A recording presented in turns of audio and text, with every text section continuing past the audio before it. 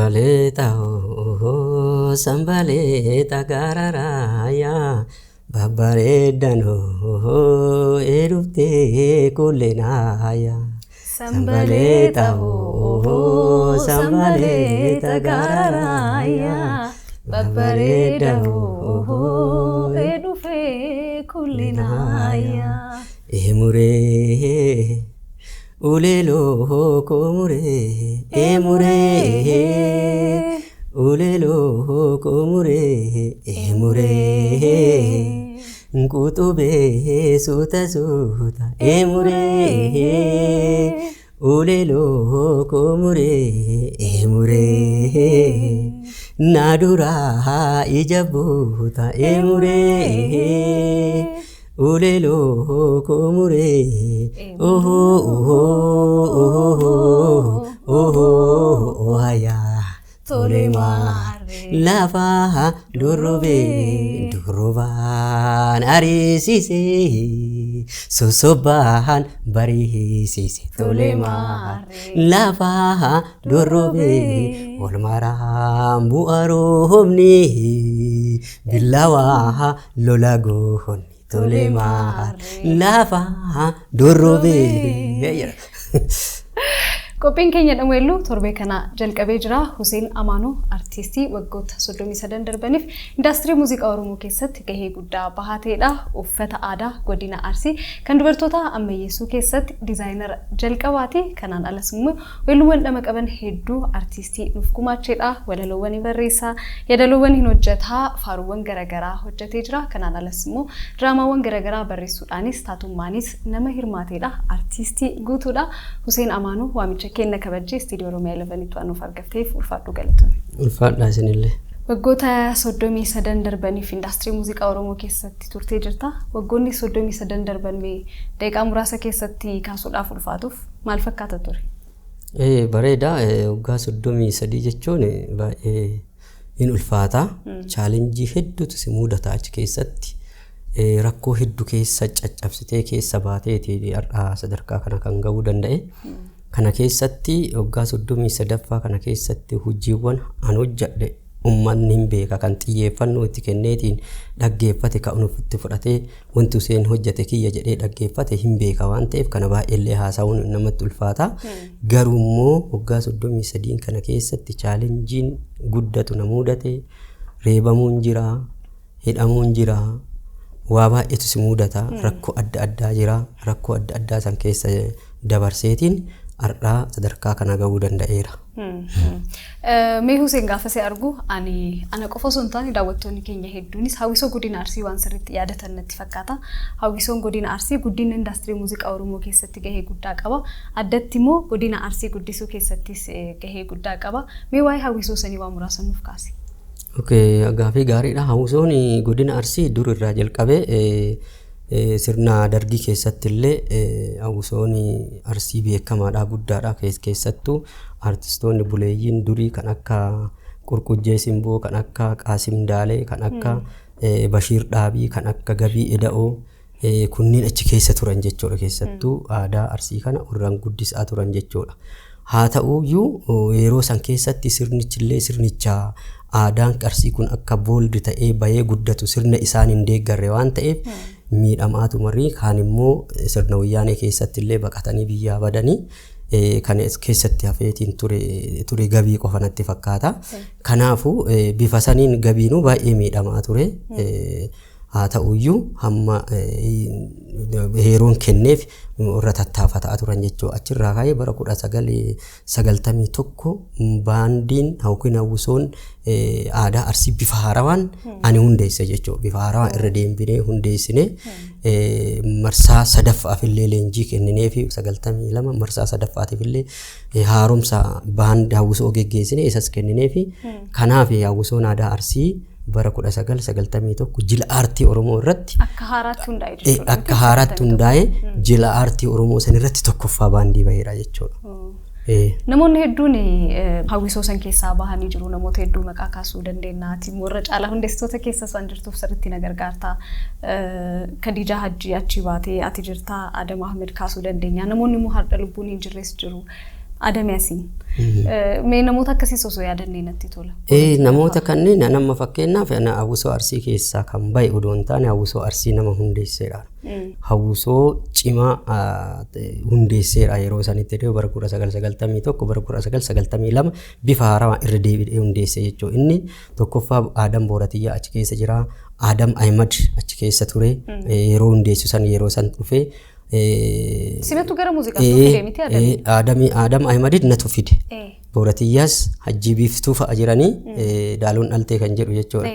Magartuu Alii, Adaanech Araarsoo, Tizzitaa Maammoo ijoolleen jedhan kunni weellistoonni shubbistoonni illee bifuma sanii hawwisoo guutuu yeroo sanitti bifa haaraa hundeesse jechuudha. Kana keessaa ijoolleen amma bifa addaatiin muuziqeessaa cimaa ta'ee aartistiidhaan kan deeme namni amma ani ijoollee kana keessaa ittiin boonu tokko Adam Ahmad jechuudha. Adam Ahmad nama itti komatameera jechuudha. Adam Ahmad jechuun afaan muuziqaa ammayyaa kana barate nama leenjisaa jiru jechuudha. Kanaafuu kuni guddina guddaadha jechuudha. Kanaaf namoonni akkana kanneen achi keessaa warra bayanii jechuu barbaadeeti. Mee waa'ee hawwisoo sanii sun xumuriin dura maaliif diigame amma ergasii booda hawwisoowwan akkasii bakka garaagaraa ta'uu danda'an malee akka hawwisoo sanitti waan milkaa'an natti hin fakkaatu. Maaliif diigame mee isa isaa kaasna? Ani mootummaan yookiin qaamni bulchiinsi hawwisoo kana hoogganu bulchuu abbummaadhaan xiyyeeffannatti kennu dhaburraa kan ka'e. Malee kun hawwisoon odoo mootummaan yookiin bulchiinsi godinaas haa ta'u bulchiinsi magaalaas haa ta'u xiyyeeffannaa odootti kenne hawwisoon hin diigamu inuma cima malee. Waan si ajaa'ibsiisu tokko bulchaa godina Arsii kan turan Abdulqaadir Huseen namni jedhamu jira. Nama cima nama sabboona hawwisoo aadaa Arsii akka dagaagu akka guddatu nama taasise keessa inni tokko jechuudha bulchaa godinaa turani. Konkolaataa cheentoo duraan ture hoyi murteessine hawwisoo saniif akka tajaajila kennu gooneerra jechuudha. Iddoon mijataa hawwisoon sun akka ittiin tajaajilu goonee jirra jechuudha. Gaafa inni achi ka'u wannaan martuu hin baddee namni abbaa kanaatti kennu jedhuun dhabame hoggansi inuma itti jijjiiramaa inuma dhufaa kan xiyyeeffannaa itti kennu hin jiru. Kanaaf bittinnaa'uu danda'e malee hawwisoon qaamni silaa bulchu odoo xiyyeeffannaa itti kenne wanni diigamuu irra caala deema malee wanni diigamuuf tokko hin jiru. Silaa namoonni hedduun weellistoonni hedduun keessaa argachuu dandeenya ture. Amma immoo albama kee torbaffaa irra oollee qabattee gara naannoo dhuftee jirta. Mijuu adda ajaatanii addaatiin dhuftee. Mee irra oolleen maal qabatee dhufee albama isaa torbaffaatiin Huseen maal harkaa qaba?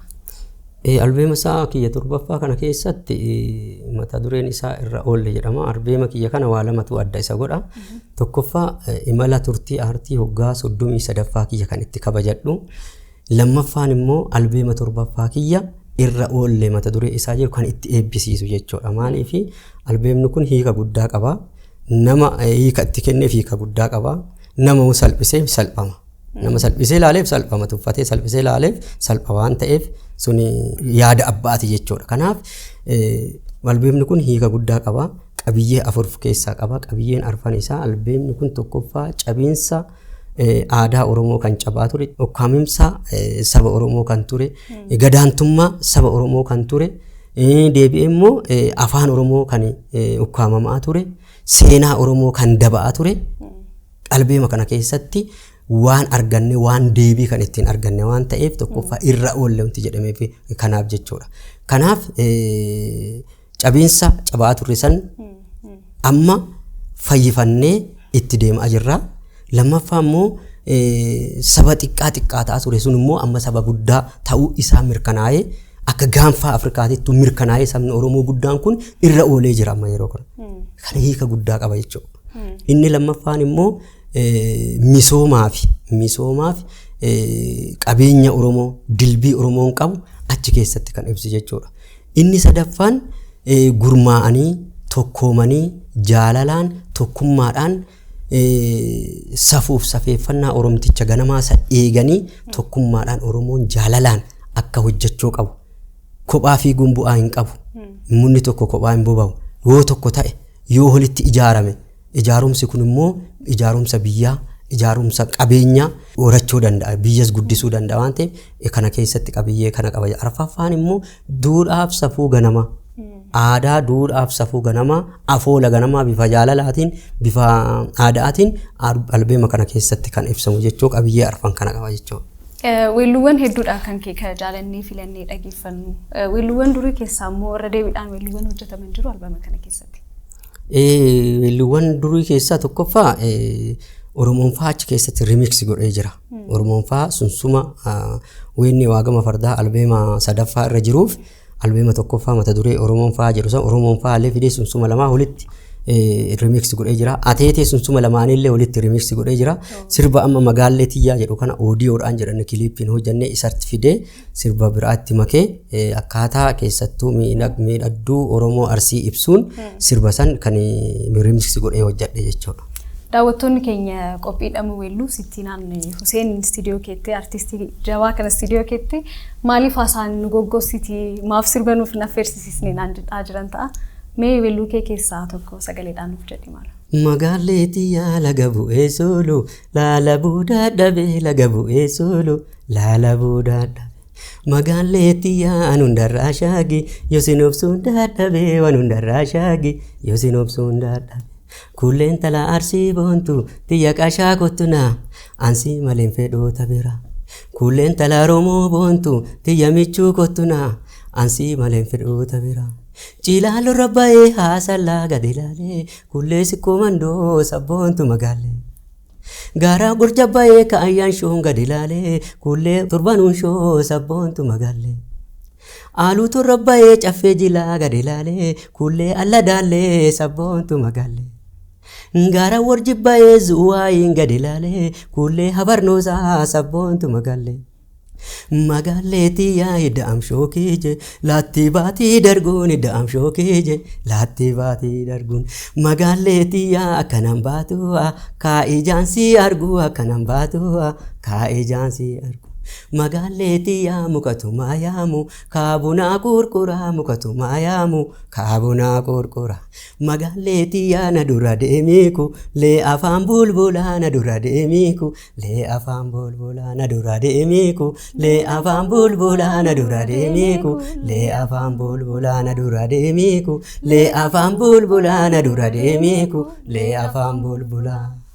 Yaadaan gara duubaa deemee waa baay'ee yaadataa ture.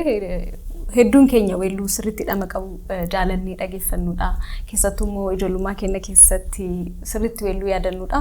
Ulfaadhu galatoomii weelluuwwan akkasii dura hojjetamanii ammas immoo itti fufuu qaban irra deebitee waan nu hojjetteef. Mee amma immoo Huseen gaaffii yeroo hundaa natti ta'u weellistoonni buleeyyiin akka kan keetii hojiiwwan gurguddaa hojjetan jiru keessattuu 90moota keessatti isa duras weelluuwwan hojjetan jiru.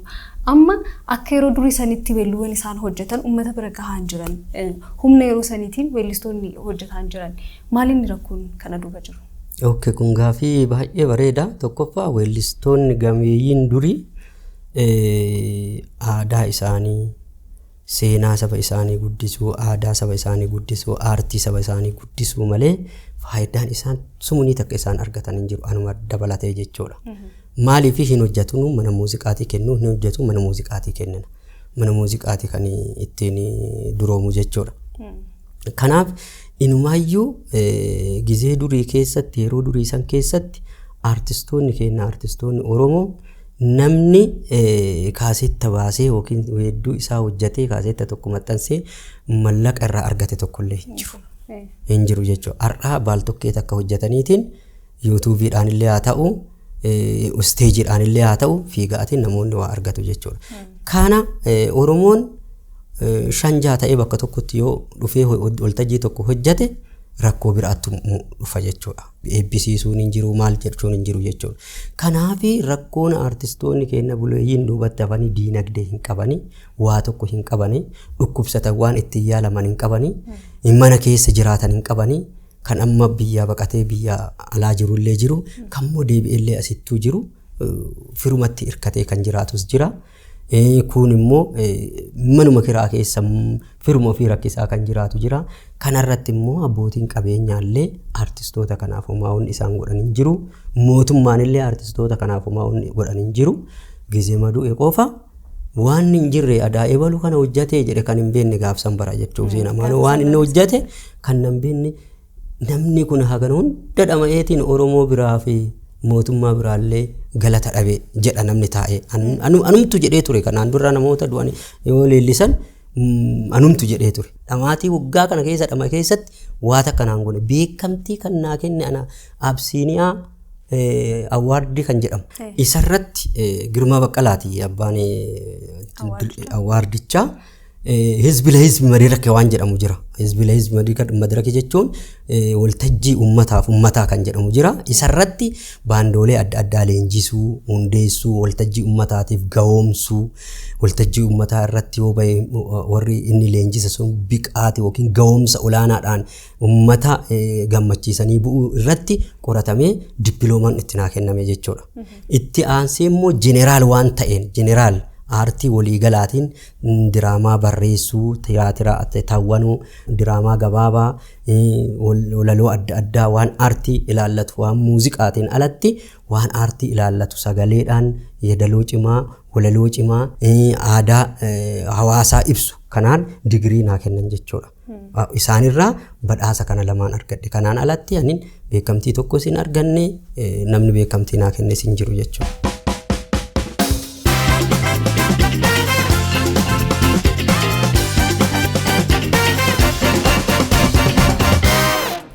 Uffata aadaa godina Arsii kan dubartoota ammayyoomsuu keessatti diizaayinara jalqabaa akka taate namoonni hedduu waan beekan natti hin fakkaatu. Uffata amma nuti tolee uffannu kana ammayyeessuu keessatti gaheen kee guddaadha kan aadaa godina Arsii keessatti. Namoota immoo gara jalqabaa irratti viidiyoo kilippiiwwan akka VCD guutuutti hojjetan keessaa maatis jirta weellistoota biraa waliin ta'uudhaan jechuudha. Kanaaf keessattuu immoo gama ammayyeessuu uffata kanaatiin amma uffata aadaa godina Arsii kana namoonni hedduun uffatanii sirriitti itti mul'atu. Beekamtiin kana wal qabatee siif kenname hoo jira. Namoonni immoo galatoomii kana nuuf hojjette siin jedhan jiru. Anadha galatoomii siin jedheera. Galatoomii ati kanaayyuu na gaafachuunu waan san duuba qorattee ana ta'uu sanuu irra geetteetiin har'a na gaafachuun kunuu galata guddaadha. Maaliifi uffanni aadaa Arsii suni bara 1991 jila aartii Oromootiif qophii cimaa taasisaa turre jechuudha. Amma nuti uffata kana uffannee qoloo hundabbee takkattiidhaa fi keessa seenii takkattiidhaan agarsiisuu hin qabnu. Aadaa eessatti hafee eessa jira uffanni aadaa maaltu jira kaafee hoo jiraate haarawaa qabannee dhaquu qabna jennee itti gaafatamaa jira aadaaf turizimii duraan kan ture obbo Hussein Dheessaa wajjin mari'annee Riifti Vaalii gammoojjii keessa gadi bu'ee kal'oo jaartiin takka warra kanaan dura sargii ho'ii dhaqee fira kenna warra haadha kiyyaati achi dhaqee gara gammoojjii Riifti Vaalii achi gadi bu'ee gara bulbula achi gadi bu'ee achi argadhe jaartii sanirraa waan bunaa kenneefi qoloo qal'ootiif kaabbaa qal'oo kan dubaraa isaanirraa fudhadhee fidee gogaa sanirraa maalitti jijjiiree uffata aadaa Arsii diizaayinii isa osoo gadi hin dhiisin isatti jijjiiree yoo isaan ilillaan qabaa hin beektanii ilillaaniin hojjetamaa calleen kun baay'een jiru callee amma kan itti faa'u akkana gombisootti godhanii itti faa'uu jalqaba malee ilillaan guutuu isaa ilillaaniin kunillee asirrallee gadi ilillaaniin hojjedhee asirrallee kaabbaa ceekuu isaanii kanallee ilillaaniin hojjedhee bifa addaatiin miidhagsee jila aartii Oromoo sanirratti goodayaa Arsii godaallee akka dhaaten dubartii Arsii fakkaatanii godaallee akka dhaataan goone achirratti gaafa waltajjii rabban ijoolleen Arsii isa orijinaalii fakkaatanii gaafsan achi arganii isaan tokkoffaa ba'e. Kanaaf ani beekamtii kan naa kenne uummata kiyya malee warri inumaayyuu ani godinni Arsii Shaashamannee haa ta'u Arsii Lixaa haa ta'u Arsii Bahaa haa ta'u Shaashamannee haa ta'u Asallaa haa ta'u inumaayyuu sagantaa guddaa uumanii beekamtii naa kennan jedhee eegaa ture. Beekamtii naa kennuu dhiisii Huseen Amaanoo bakka jiru hin beekan. Siyaadhibu. Kanaafuu homtu beekamtii naa kennan jiru miidiyaan OBN beekamtii naa kenneera na gaafatee akkuma keessa nawaame na gaafatee diizaayiniin kun ana ta'uu isaa uummatatti naa beeksisee jira. Beekamtiin kana caalu hin jiru. Dhugaa dubbachuudha. Eenyu uffata Arsii jalqaba diizaayin kan godhe eenyu uffata Arsii kana jalqaba kan kalaqe gara hammayyaa kana jijjiiree kan kana fide eenyu kan jedhu OBN faanaan naagoo jira kanaan duras illee warri elevenis naagootanii jirtan bara darbiyatiin kenna yaadadhaa sooma hiikkaadhaaf nu waamtanii Adam wajjin asitti waan sanis na gaafatanii turtanii kanaan malee namni kamiyyuu namni kanaaf beekamtii naa kenne tokko illee hin jiru. Namoonni qaamni dhimmi ilaallatu kanarratti sirriitti hojjetu jennee abdanna. Namoota ati gara indaastirii muuziqaa Oromootti dhuftu fakkeenya godhattee dhufte keessaa namoonni lama sirriitti maqaan isaanii ka'a Adam Haruunii fi Gabii Eda'oo. Mee weelluu jaalattu tokko kan lamaan isaanii keessaa nuuf eellisi maal? Yeroo baay'ee waltajjii irratti sirba gabiitiif sirba Aadam Haaruun kana weellisaa. Sirba Aadam Haaruun keessaa halaafama laafin bifa keetirra jaalala dhugaatiin naqabeesirra. Halaafama laafin bifa keetirra jaalala dhugaatiin naqabeesirra. Si jaalla jechuudhaan beewweerarra magaala Shaggee Boontuu Hoobarra. Bifaan gurraatti diimtuu magaala haala amallishii isaa barra tola. Ogguu mansuutaan wayi jettee si jala. Ogguu mansuutaan wayi jettee si jala. Wayi si dhaamadhaan allaatti nagoree dhaamsa kiyya soodessa mirraan barare. Galamsoo baddeessa habroo gobbaas maree salaamanaa jedhin bareedduu dadare. Nyaarri ija siidhaa wal tuqeetti jira. Ijji si gubanaa ni ifti urjiirra. Adiidha ilkeenshii karruun akka bira gurraattiidha urgoon tumaamii umarraa. Akkana sirba. Sagaleen kee akkuma jirutti jira. Waggaa 33f akkuma jirutti akkuma kaleessa jaalannee dhageeffannu sanitti jira. Mee amma hoo Hussein Amaanoo maalirra jira jedhanii namoonni gaafatan jiraachuu danda'u. Hussein amma maalirra jira? Ani amma hojiis nan qaba. Bulchiinsa magaalaa Shaggaritti itti gaafatama waajjira aadaa fi turizimii kutaa magaalaa Sabbataati. Waltajjiiwwan aartii illee nan hojjedha. Bakka barbaadanitti waltajjii aartii qaama mootummaas ta'ee qaamni dhuunfaas iveentiiwwan adda addaallee hundaa'an waltajjiis nan hojjedha. Ammallee aartiin nan dhiibnee ittuma jira jechuu barbaadeeti kana keessa jira. Mee irra oolleen albama kee torbaffaadha. Irra oollee irraa xiqqoo dhamdhamnu. Irra oollee maqaa akkama albeema mata duree kanarraa xiqqoo waa isinii jedha. Barsii takka illee taate. Bakkalchi barii ife saba koo dukkanaa ifa baane. Gadaan keenya aduubatti hin deebinu Oromoo irra oollee. Nan garmaamaa nan utaala. Oromiyaa keessan burraaqa. Nan garmaamaa nan utaala. Shaggar Finfinnee keessan burraaqa. Bakkalchi barii ife saba koo dukkanaa ifa baane. Gadaan keenya aduubatti hin deebinu Oromoo irra oollee. Nan garmaamaa nan utaala. Itoophiyaa keessan burraaqa. Nan garmaamaa nan utaala. Shaggar Finfinnee keessan burraaqa.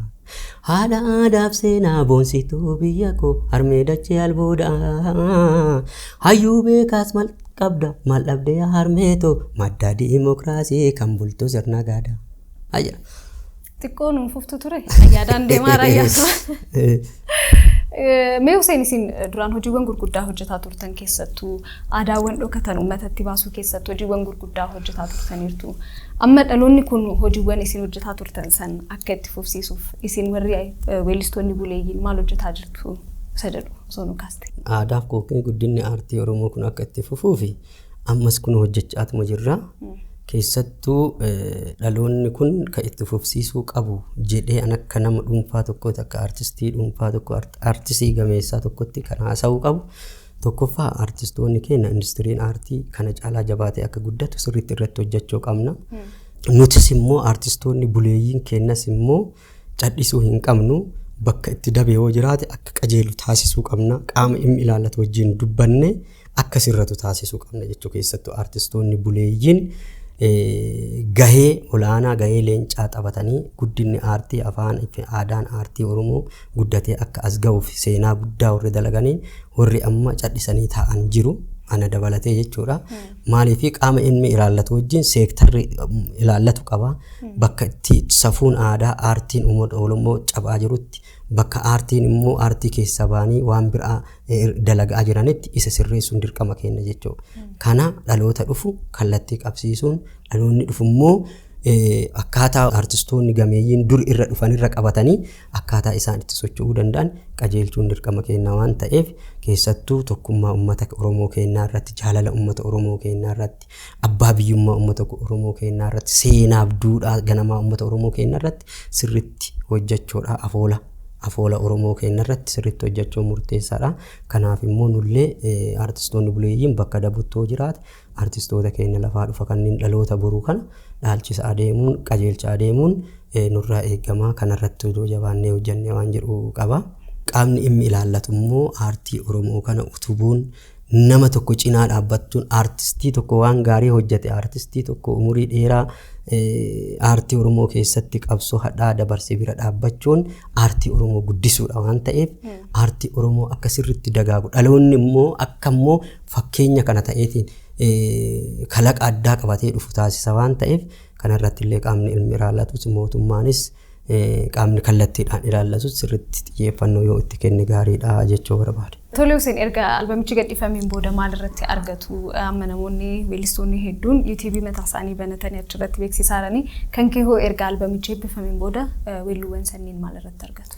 YouTube Oromoon faa jedhamu irratti argama kan kooti dhuunfaa kooti amma reefuu haaraa waggaa tokko reef guutaa erga bane Oromoon faa jedha laal YouTubein. Kanaaf hundi keessanuu ka biyya alaa jirtan ka biyya keessa jirtan YouTube Oromoon faa jedhu galaatiin subscribe naa godhaa ammumarraa na jajjabeessaa jechuu barbaada. Tole subscribe godhaa si jajjabeessaa akkas waliin turtii godhan abdii qabna nutis subscribe goona isinis immoo weellisaa keenya artistii keenya akka jajjabeessitan nutis asumaan waamicha isiniif dhiyeessina si rakkisni asitti dhuftee nu argamtee waan nu kabajjee dhuftee furfadhu galatoomii Hussein dhumarratti garuu osoo gargar hin deeminiin dura weelluu kan kee keessaa tokko si rakkisuu malee ani hin deemu. Halloon faayaa Oromoon faayaa lolli makkoon qabu rakkoo nama kaa'e waa yaadadhe asirratti. Maal yaadatte? Harargee deeme gizee tokko waltajjii guddaa hojiitti jira. Baay'ee waltajjii uummataaf waltajjii ajaa'ibaati. Ciroo magaalaa Cirootitti waltajjii san deemee sirbaa jira. Shaalloon faa kana geerraree gaafa shaalloon faa jedhee afaan lama jedhee jedhu namtichi hojii amaamaa kana ofirraa fuudhee jaarsa guddaadha fiigee natti dhufe. Maayikii narraa bute hawwakaa namni rakkoo qabu rakkoo nama kaa jee kaanaan jedhu. Shaalloon faayaa Oromoon faayaa namni rakkoo qabu rakkoo nama kaayaa fi akka Oromoon goota finiinaa lolli makkoon qabu rakkoo nama kaayaa fi akka uumaan sodaatu haxaa'ee diinaa lolli makkoon qabu rakkoo nama kaayaa fi akka goonni wal waamee walitti labsee lolli makkoon qabu rakkoo nama kaayaa fi akka walitti labsee iyyee dammaqsee lolli makkoon qabu rakkoo nama kaayaa fi akka lolli makkoon qabu rakkoo nama kaayaa fi akka lolli makkoon qabu rakkoo nama kaayaa fi akka namni rakkoo qabu rakkoo nama kaayaa jeekaa jedhe. Kana keessaan qabu. Qophii keenya dhamweellu torbee kanaa weellisaa waggoota 33 darbaniif indaastirii muuziqaa Oromoo keessatti gahee guddaa bahate artistii hojiiwwan gurguddaa hedduu nuuf gumaache Hussein Amaanuu waliin taasisnee kana fakkaata ture isinis nu daawwachaa waan waliin turtaniif ulfaadhaa galatoomaa isiniin jenna torbee dhufu immoo qophii biraatiin hanga walitti deebinutti nagaatti kan isiniin jedhu Ansittiinaa Hajjiitii torban gaarii torban milkii isiniif haa ta'u.